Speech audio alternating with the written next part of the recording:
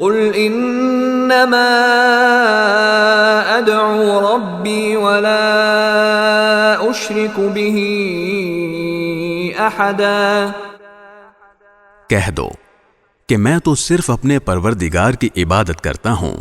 اور اس کے ساتھ کوئی شریک نہیں مانتا۔ قل انی لا املک لکم ضرا ولا رشدا، کہہ دو کہ نہ تمہارا کوئی نقصان میرے اختیار میں ہے اور نہ کوئی بھلائی۔ قل انی لن یجیرنی من اللہ احد ولن اجد من دونہ ملتحدا، کہہ دو کہ مجھے اللہ سے نہ کوئی بچا سکتا ہے اور نہ میں اسے چھوڑ کر کوئی پناہ کی جگہ پا سکتا ہوں، الا بلاغا من اللہ ورسالاتہ ومن يعص الله ورسوله فإن له نار